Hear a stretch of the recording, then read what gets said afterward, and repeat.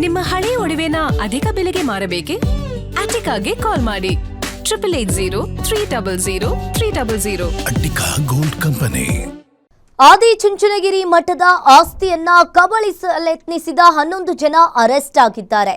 ನಕಲಿ ದಾಖಲೆಯನ್ನ ಸೃಷ್ಟಿಸಿದ್ದ 11 ಜನರ ಪೈಕಿ 6 ಅಧಿಕಾರಿಗಳು ಈಗ ಲಾಕ್ ಆಗಿರುವಂತದ್ದು.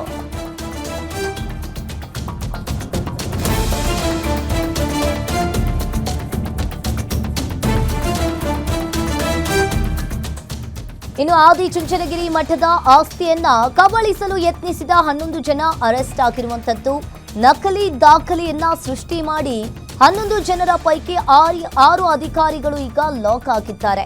120 ಕೋಟಿ ಮೌಲ್ಯದ 6 ಎಕರೆ ಜಮೀನನ್ನ ಕಬಳಿಸಿದ್ದ ಆರೋಪಿಗಳು ಆರೋಗ್ಯ ಸ್ವಾಮಿ, ಇನ್ನು Francis Joswan, Srinivas Narendra, Begur village accountant Shivaprasad, revenue inspector Kiran, deputy tahsildar Deepak, ಹಾಗೆ Kengeri village accountant Satish Kumar, revenue inspector Arun Kumar, deputy tahsildar arrest ಆಗಿದ್ದಾರೆ. ಇನ್ನು ಈ ಪ್ರಕರಣವನ್ನ ದಾಖಲಿಸಿದ್ದ ಕೆಂಗೇರಿ ಪೊಲೀಸರಿಂದ ಆರೋಪಿಗಳ ಬಂಧನವಾಗಿದೆ. 30 ವರ್ಷಗಳ ಹಿಂದೆ ಮಠಕ್ಕೆ 45 ಎಕರೆ ಕಾಣಿಕೆಯನ್ನ ಕೊಟ್ಟಿದ್ದ ಭಕ್ತರು 45 ಎಕರೆ ಪೈಕಿ 6 ಎಕರೆಗೆ ನಕಲಿ ದಾಖಲಾತಿಯನ್ನ ಸೃಷ್ಟಿ ಮಾಡಿದ್ದ ಆರೋಪಿಗಳು ಈಗ ಕೆಂಗೇರಿ ಹೋಬಳಿಯ ಕಂಬಳಿಪುರದ ಸರ್ವೆ ನಂಬರ್ 43ರ ನಕಲಿ ದಾಖಲೆಗಳನ್ನು ಸೃಷ್ಟಿ ಮಾಡಿದ್ದಾರೆ. ಈ ಪ್ರಕರಣದ ಮತ್ತೊಬ್ಬ ಮಾಸ್ಟರ್ ಮೈಂಡ್ ನೆಲಮಂಗಲದ ನರೇಶ್ ಗೌಡ ಈಗ ಸದ್ಯ ನಾಪತ್ತೆಯಾಗಿರುವಂತದ್ದು. ನರೇಶ್ ಗೌಡಗಾಗಿ ಪೊಲೀಸರು ಕೂಡ ಹುಡುಕಾಟವನ್ನ ನಡೆಸ್ತಾ ಇದ್ದಾರೆ. Revenue inspector Arun Kumar, deputy tahsildar arrest ಆಗಿದ್ದಾರೆ. ಈ ಪ್ರಕರಣವನ್ನ ಈಗಾಗಲೇ ಕೆಂಗೇರಿ ಪೊಲೀಸರು ದಾಖಲಿಸಿಕೊಂಡು ಆರೋಪಿಗಳನ್ನ ಅರೆಸ್ಟ್ ಮಾಡಿದ್ದಾರೆ. 30 ವರ್ಷಗಳ ಹಿಂದೆ ಈ ಮಠಕ್ಕೆ 45 ಎಕರೆ ಕಾಣಿಕೆಯನ್ನ ಕೊಟ್ಟಿದ್ರು. ಈಗ ಈ ಪ್ರಕರಣವನ್ನ ದಾಖಲಿಸಿದ ಕೆಂಗೇರಿ ಪೊಲೀಸರು ಈಗ 120 ಕೋಟಿ ಮೌಲ್ಯದ 6 ಎಕರೆ ಜಮೀನನ್ನ ಕಬಳಿಸಲು ಈ ಅಧಿಕಾರಿಗಳು ಪ್ರಯತ್ನವನ್ನ ಮಾಡಿದ್ದಾರೆ.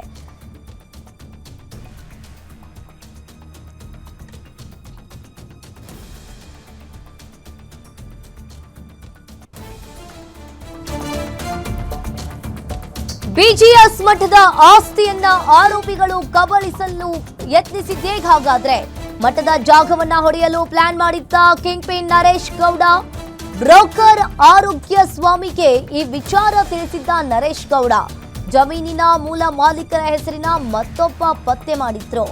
ಇನ್ನು ಸತ್ತಿರುವ ವ್ಯಕ್ತಿಯಂತೆ ಮತ್ತೊಬ್ಬನಿಗಾಗಿ ಸ್ಮಶಾನದಲ್ಲಿ ಸಮಾಧಿಗೆ ಶೋಧನ ಮಾಡಿದ್ದಾರೆ. ಮೂಲ ಮಾಲೀಕ ಆರೋಗ್ಯ ಸ್ವಾಮಿಯ ಹೆಸರಿನ ಮತ್ತೊಬ್ಬನ ಸಮಾಧಿ ಪತ್ತೆ ಮಾಡಿದ್ದಾರೆ. ಸಮಾಧಿ ಮೇಲಿನ ಹೆಸರು ಹುಡುಕಿ ಅವರ ಮಕ್ಕಳನ್ನ ಸಂಪರ್ಕಿಸಿದ ಕಿಲಾಡಿಗಳು ಆಗ ಸಿಕ್ಕಿದವನೇ ಆರೋಪಿ ಫ್ರಾನ್ಸಿಸ್. ಆತನ ತಂದೆಯ ಹೆಸರು ಸತ್ತವನಿಗೆ ಮ್ಯಾಚ್ ಆಗಿದೆ. ಅಸಲಿಗೆ ಇಲ್ಲಿ ಆರೋಪಿ ಫ್ರಾನ್ಸಿಸ್ ಬೇಗೂರು ಪೊಲೀಸ್ ಠಾಣೆಯ ರೌಡಿ ಶೀಟರ್. ಇನ್ನು ಫ್ರಾನ್ಸಿಸ್ ಹಾಗೂ ಜೋಸ್ವಾನ್ ಇಬ್ಬರು ಅಣ್ಣ ತಂಗಿ ಅಂತ ಹೇಳಿ ವಂಶವೃಕ್ಷ ಸೃಷ್ಟಿ ಮಾಡಿದ್ದಾನೆ. ಇನ್ನು ಅದಕ್ಕೆ ನಕಲಿ ದಾಖಲೆಯನ್ನ ಸೃಷ್ಟಿಸಿ ಕೊಟ್ಟಿದ್ದ ಬೇಗೂರು ವಿಲೇಜ್ ಅಕೌಂಟೆಂಟ್ ಶಿವಪ್ರಸಾದ್. ಇನ್ನು revenue inspector Kiran, deputy tahsildar Deepak ಕೂಡ ಇದಕ್ಕೆ ಸಾಥನ್ನ ಕೊಟ್ಟಿರುವಂತದ್ದು.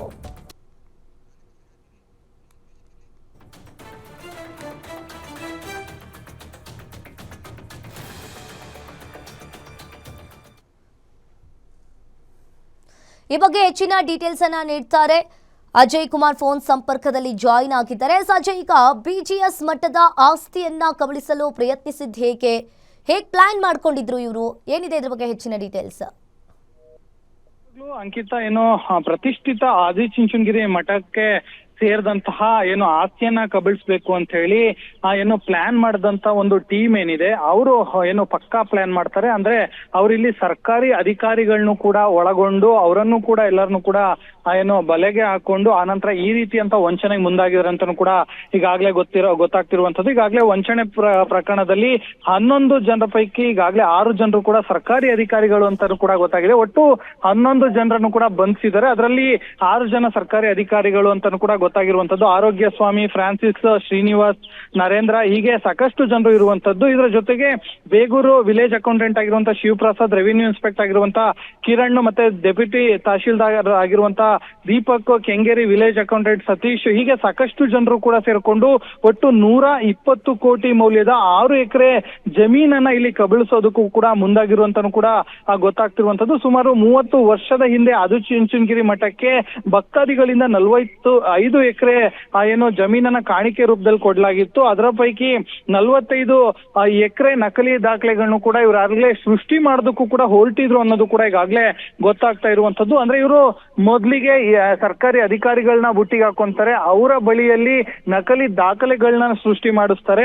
ಸೊ ಆ ನಂತರದಲ್ಲಿ ಇಲ್ಲಿ ಕೆಲವೊಂದು ಏನು ವ್ಯಕ್ತಿಗಳು ಯಾರು ಸ್ಮಶಾನದಲ್ಲಿ ಹೋಗಿ ಅವರ ಹೆಸರಿಗೆ ಮತ್ತೆ ಅವರ ಕುಟುಂಬದವ್ರಿಗೂ ಕೂಡ ಇಲ್ಲಿ ಟ್ಯಾಲಿ ಆಗುವಂತ ಹೆಸರುಗಳನ್ನ ನೋಡಿ ಅಲ್ಲೂ ಕೂಡ ವಂಶ ವೃಕ್ಷವನ್ನು ಕೂಡ ಫೇಕ್ ಮಾಡಿ ಎಲ್ಲಾ ರೀತಿಯಾದಂತ ಸಿದ್ಧತೆಗಳನ್ನು ಕೂಡ ಮಾಡ್ಕೊಂಡು ಪ್ರತಿಯೊಂದು ಕೂಡ ಎಲ್ಲೂ ಸಂಶಯ ಬರ್ದೇ ಇರೋ ರೀತಿಯಲ್ಲಿ ಇಲ್ಲಿ ಏನು ಸರ್ಕಾರಿ ಅಧಿಕಾರಿಗಳಿಗೂ ಕೂಡ ಲಂಚವನ್ನ ಕೊಟ್ಟು ಈ ರೀತಿಯಾದಂತ ಒಂದು ಪೌತಿ ಖಾತೆ ಆಗಿರ್ಬೋದು ಮತ್ತೆ ವಂಶ ವೃಕ್ಷ ಆಗಿರ್ಬೋದು ಇದೆಲ್ಲವನ್ನು ಕೂಡ ಮಾಡಿಸ್ಕೊಂಡಿದ್ದಾರೆ ಅಂತಾನು ಕೂಡ ಈಗಾಗಲೇ ಗೊತ್ತಾಗ್ತಾ ಇರುವಂತದ್ದು. ಈ ವಿಚಾರ ತಿಳಿತಿದ್ದಂಗೆ ಮಠದವರು ಕೂಡ ಹೋಗಿ ಏನೋ ದೂರನ್ನು ಕೂಡ ಕೊಡ್ತಾರೆ. ದೂರು ಕೊಟ್ಟಂತಹ ಸಂದರ್ಭದಲ್ಲಿ ಆದ್ರೆ ಮೊದಲಿಗೆ ಕುಂಬ್ಳಗೋಡು ಪೊಲೀಸ್ ಠಾಣಾ ವ್ಯಾಪ್ತಿಯಲ್ಲಿ ಈ ಒಂದು ದೂರನ್ನ ಕೊಡ್ತಾರೆ. ಆಗ ಅಲ್ಲಿ ಕೂಡ FIR ದಾಖಲಾಗುತ್ತೆ. ಆದ್ರೆ ಇನ್ವೆಸ್ಟಿಗೇಷನ್ಗೆ ಅಂತ ಹೇಳಿ ಏನು ಕೆಂಗೇರಿಯ ಇನ್ಸ್ಪೆಕ್ಟರ್ ಆಗಿರುವಂತ ಜಗದೀಶ್ ಅವರಿಗೆ ಆ ಒಂದು ಏನು ಎಲ್ಲ ಹೊಣೆಯನ್ನು ಕೂಡ ಕೊಡ್ಲಾಗತ್ತೆ. ಅವರು ಕೂಡ ಈಗಾಗಲೇ ಸತತವಾದಂತ ಪ್ರಯತ್ನ, ಅಂದ್ರೆ ಆರೋಪಿಗಳು ಎಲ್ಲೂ ಕೂಡ ಸಿಗಾಕೊಳ್ಬಾರ್ದು ಅನ್ನೋ ಒಂದು ಉದ್ದೇಶದಿಂದಲ್ಲಿ ಪಕ್ಕಾ ಪ್ಲಾನ್ ಮಾಡಿ ಪಕ್ಕಾ ಪ್ರೂಫ್ ಇರೋ ರೀತಿಯಲ್ಲಿ ಇನ್ನು ಸರ್ಕಾರಿ ಅಧಿಕಾರಿಗಳನ್ನ ಬಳಸ್ಕೊಂಡು ಅಲ್ಲಿ ಒಂದು ಪೇಪರ್ ರೆಡಿ ಮಾಡಿಸಿರ್ತಾರೆ. ಅದೆಲ್ಲವೂ ಕೂಡ ನಕಲಿ ಅನ್ನೋದು ಕೂಡ ಈಗಾಗಲೇ